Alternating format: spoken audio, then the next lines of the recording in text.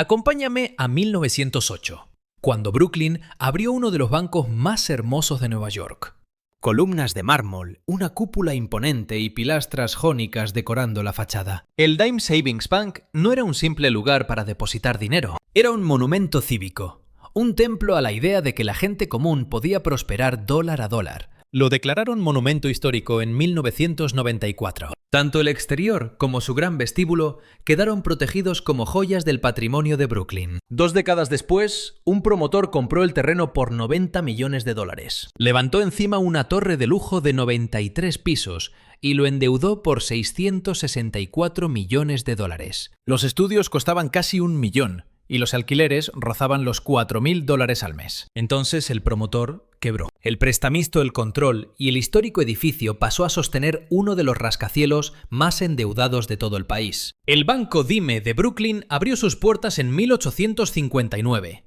Durante el siguiente medio siglo, se convirtió en una de las instituciones clave del distrito. El típico lugar donde las familias trabajadoras guardaban sus ahorros, confiando en que el mármol de las paredes reflejaba una solidez real. El edificio actual en la esquina de las avenidas DeKalb y Fleet se construyó entre 1906 y 1908 y ampliado drásticamente a inicios de los 30. Los arquitectos le dieron todo lo que un edificio cívico debía tener: columnas neoclásicas, piedra caliza tallada y una rotonda con cúpula artesonada, que hacía sentir a los clientes que entraban a una catedral, no a un banco. Durante casi todo el siglo XX, el Dime operó bajo distintos nombres en Brooklyn, un pilar físico en un barrio que no paraba de cambiar a su alrededor. A inicios de los 2000, el banco cesó sus operaciones por completo. El edificio quedó protegido pero vacío, con su vestíbulo de mármol acumulando polvo, mientras el mercado inmobiliario a su alrededor empezaba a dispararse, de formas que nadie en 1908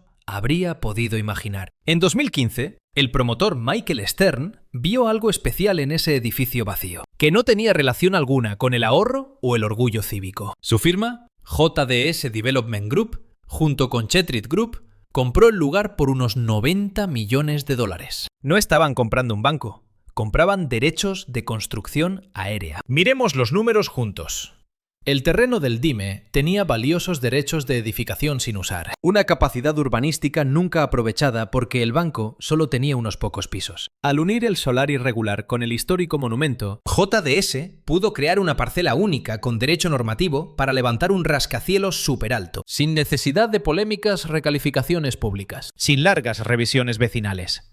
Solo una lectura minuciosa de las leyes urbanísticas, alianza con la capacidad vertical sin usar del monumento histórico, y la vía legal para encajar una torre de 1000 pies entre sus muros. JDS contrató a SHOP Architects para diseñarla, y el resultado fue sumamente provocador. La torre de Brooklyn se eleva con tonos negros y acero inoxidable, cristal oscuro y detalles de bronce y cobre, que pasan del mármol blanco en la base a metales muy oscuros arriba. El estudio describió la fachada como un patrón vertical de perfiles estriados y triangulares, que imita las pilastras del banco. Al final, tú y yo contemplamos una obra tan dramática como extravagante. Los residentes de las zonas bajas de alrededor tenían otro vocabulario. Los foros de internet y comentarios locales no tardaron en ponerle un apodo eterno: la Torre de Sauron. 1000 pies de metal oscuro dominaban las casas y bodegas como la silueta de un villano de fantasía. Que te pareciera imponente o siniestro dependía en gran medida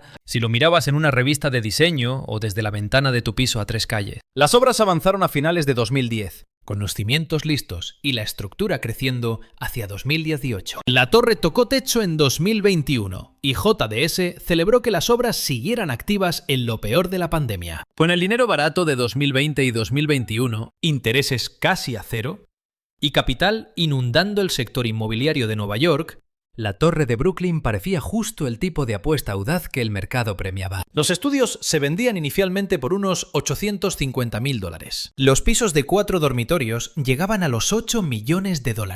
En alquiler, ofrecían estudios por poco menos de $4.000 al mes, con un 30% de alquileres por debajo del mercado por ley municipal. Pero la audacia de su arquitectura era igual de agresiva que su financiación. Aquí es donde usted y yo vemos cambiar la historia. De un drama inmobiliario a un caso de estudio sobre riesgos en megaproyectos. Para levantar este rascacielos de 93 pisos, JDS acumuló 664 millones de dólares en deuda. La hipoteca preferente era de 424 millones de dólares. Y por encima, un préstamo mezzanine de 240 millones de dólares de Silverstein Capital Partners, la división financiera del imperio Silverstein Properties, famoso por reconstruir el World Trade Center. La deuda mezzanine es uno de esos instrumentos que suenan técnicos hasta que entiendes cómo funciona. Un préstamo mezzanine se sitúa sobre la hipoteca en la estructura de capital. No está garantizado por la propiedad en sí. Se respalda con la participación del prestatario en la empresa propietaria del edificio. En plata,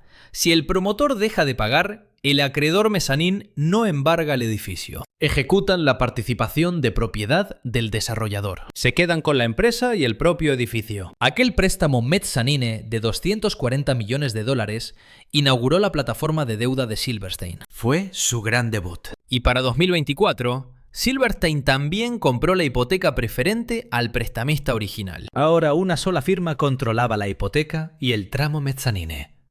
Eran el banco y su propio respaldo. Si usted y yo diseñáramos un sistema para quedarnos con un rascacielos trofeo sin haber tenido que construirlo, así es exactamente como lo plantearíamos en papel. En 2022 se lanzaron las ventas con un marketing cinematográfico. El primer rascacielos de Brooklyn, con vistas desde Manhattan hasta el Atlántico. Un estilo de vida jamás visto en este distrito. El edificio incluso batió el récord del estudio más caro jamás vendido en Brooklyn. Unos 450 pies cuadrados por $900.000. Más de $2.000 por pie cuadrado. Aquel titular sonaba impresionante. La realidad no lo era. A mediados de 2025, solo se habían vendido 23 de los 143 pisos. Eso supone un ritmo de venta del 16% en más de 2 años en el mercado. Los compradores que debían aparecer en escena, esa riqueza global que debía llenar Brooklyn con el dinero sobrante de los multimillonarios de Manhattan, simplemente nunca llegó. La subida de intereses fue el culpable más obvio. El ajuste de la Reserva Federal disparó las tasas hipotecarias del 3 al 7%, y el grupo de compradores dispuestos a financiar condominios multimillonarios en Brooklyn con esas tasas resultó ser ridículamente pequeño. Pero el problema era mucho más profundo. La Brooklyn Tower competía con el lujo consolidado de Manhattan y sus probados valores de reventa. Edificios con portero y décadas de historia operativa, y una mentalidad que tras toda la gentrificación de Brooklyn seguía asociando el barrio a casas clásicas, no a torres de superlujo. El modelo de negocio del edificio también dependía de unos 100.000 a 130.000 pies cuadrados de locales y servicios dentro y alrededor del antiguo banco. Los planes incluían un enorme club Lifetime Fitness, que lideraría la zona comercial junto a tiendas más pequeñas, y una espectacular zona de servicios bajo la cúpula original de Guastavino del antiguo banco. La publicidad prometía 3 piscinas, zonas de descanso y la que llamaban la cancha de baloncesto más alta del hemisferio occidental. A finales de 2024, fotos de la obra mostraban que gran parte de esta zona seguía inacabada. Los pisos inferiores continuaban ocultos tras andamios protectores. Columnas de mármol y aletas de cobre para la fachada se instalaban a nivel de calle, mientras que ya había inquilinos viviendo en los pisos superiores. La entrada del banco y el vestíbulo principal seguían rodeados por vallas de obra. Con el comercio tradicional sufriendo en toda Nueva York, alquilar más de 100.000 pies cuadrados de costosos locales a pie de calle parecía una fantasía lejana. Si te está gustando este vídeo, suscríbete al canal. Analizamos los mayores fracasos de megaproyectos en Estados Unidos cada semana. Y ahora, analicemos juntos ese impago. A inicios de 2024, JDS dejó de pagar el préstamo de 240 millones de dólares. Los préstamos subordinados y la hipoteca del proyecto vencieron y entraron en impago definitivo. Silverstein Capital Partners, ahora dueña de la deuda subordinada y la hipoteca, programó una subasta de ejecución hipotecaria comercial para junio de 2024. Vendiendo la participación de JDS en esta torre de 93 pisos como una oportunidad de liquidación. El momento fue casi poético. El aviso de ejecución se publicó días después de que el edificio lograra una venta récord de estudios. Un rascacielos que lograba récords de precios mientras colapsaba financieramente. Ambas cosas eran ciertas al mismo tiempo, y ninguna contaba la historia completa. La subasta se anunció a lo grande, pero nunca llegó a celebrarse. En cambio, los informes de finales de 2024 y 2025 revelaron que Silverstein tomó el control de los alquileres, locales y condominios mediante un pacto de 672 millones de dólares. JDS. Al borde del colapso por múltiples deudas impagadas, transfirió una participación de capital preferente, que permitió a Silverstein reestructurar la deuda y convertirse en el propietario real del edificio. Sin juicios escandalosos ni dramas en los tribunales, solo un traspaso silencioso de este gigante de 1000 pies de quienes lo construyeron a quienes lo financiaron. En la práctica, así es cuando el riesgo financiero se convierte en una cruda realidad. Un prestamista que empezó como simple financiero terminó siendo dueño del edificio más alto de Brooklyn, mientras el promotor original quedó prácticamente fuera de las áreas comercial y de alquiler, quedándose solo con una participación mínima en los condominios aún sin vender. El edificio no cambió de manos tras un colapso dramático, sino por la fría lógica de una estructura financiera que hizo exactamente lo diseñado bajo presión. Mientras tanto, ya había gente viviendo en este edificio. Los alquileres se anunciaban listos para habitar de inmediato, con estudios que partían desde unos $3.965 mensuales, más un sorteo de 120 viviendas a precio asequible para candidatos seleccionados. Los inquilinos llegaron esperando la experiencia de superlujo prometida en los planos digitales, pero se encontraron con ruido de obras y aceras bloqueadas, sin poder usar las zonas comunes que tanto les habían prometido en publicidad, y un rascacielos habitado en lo alto, pero que seguía en plena construcción a ras de suelo. Los comentarios y quejas en redes sociales dejaron claro el abismo entre el folleto y la realidad. No hay demandas formales del calibre de las del 432 de Park Avenue en Manhattan, donde los vecinos reclamaron por filtraciones, fallos en ascensores y el balanceo del rascacielos. Sin embargo, pagar alquileres astronómicos por vivir en la inacabada torre de Brooklyn, para vivir en una mega obra inacabada, encaja plenamente en un patrón. Y es un patrón que tú y yo debemos ver con claridad. El 432 de Park Avenue lleva años enfrentando demandas judiciales de propietarios que denuncian filtraciones y graves fallos mecánicos, además de molestos balanceos con el viento. La propia promotora JDS ha sufrido con la financiación en el 111 de West, 57ª, otro esbelto coloso de la calle de los multimillonarios, donde la estructura financiera tambaleó por sobrecostes y lentitud en las ventas. En todos estos superrascacielos neoyorquinos se repite el mismo y constante patrón. Los promotores usan complejas deudas hiperapalancadas para levantar torres, enfocadas en un comprador global de superlujo que quizá ni siquiera exista en cantidad suficiente. Con tipos de interés bajos y dinero barato, las cuentas cuadran en el papel. Si los tipos suben y el comprador duda, todo ese cálculo se desmorona, convirtiendo las torres en monumentos de un modelo financiero mucho más frágil que el hormigón y acero que las sostienen. La torre de Brooklyn no fracasó debido a un mal diseño de ingeniería. Su estructura aguanta.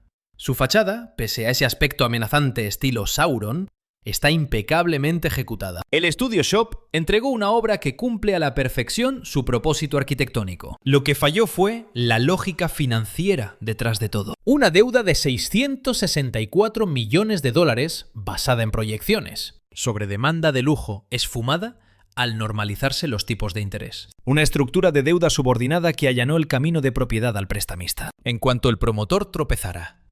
Un plan comercial y de servicios comunes que exigía un mercado de tiendas físicas boyante que hoy ya no existe. Y un monumento histórico, el Dime Savings Bank, cuya identidad cívica fue convertida en un activo inmobiliario. Exprimieron sus derechos de vuelo y su gran prestigio, solo para cuadrar los números de una torre residencial puramente especulativa. Silverstein relanzó la venta de apartamentos elevando los precios de salida. Estudios parten ahora de unos $965.000. Los de un dormitorio rondan el $1.380.000. Los alquileres siguen por las nubes en Brooklyn. La nueva propiedad apuesta a vender caro lo que JDS no pudo vender barato. ¿Tú qué opinas? Silverstein puede vender más caro, claro, con un marketing mucho más agresivo, un producto más pulido y una plataforma operativa estable por detrás. Si esa apuesta dará frutos, créeme, sigue siendo una gran incógnita. El horizonte del centro de Brooklyn cambió para siempre por esta torre, que ahora se impone sobre Fulton Mall y Flatbush Avenue, y los vecindarios tradicionales de alrededor, algo que ningún boceto digital pudo anticipar jamás. Grupos locales temen por las sombras y la presión sobre la infraestructura, y el impacto de meter cientos de viviendas exclusivas en un corredor que siempre fue comercial. Los 120 apartamentos asequibles existen sobre el papel, pero en un edificio donde los estudios rozan el $1.000.000 y el alquiler mensual ronda los 4.000, la idea de integración social, verás, se sostiene con hilos muy delgados. El banco Dime Savings todavía resiste en la base de la torre. Sus columnas de mármol y cúpula tallada siguen ahí, técnicamente preservadas, declaradas monumento histórico. Pero la institución que representaba, esa idea de un edificio pensado para dar estabilidad financiera al ciudadano común, se transformó hace mucho tiempo en algo totalmente distinto. El banco se convirtió en terreno urbanizable. El terreno pasó a activo apalancado. El activo apalancado a deuda impagada. Y ese préstamo impagado terminó convertido en el edificio trofeo del acreedor. El Templo del Ahorro es hoy los cimientos de una torre inaccesible para la mayoría de Brooklyn. Y esa historia, de institución cívica a víctima de la especulación, no ha terminado.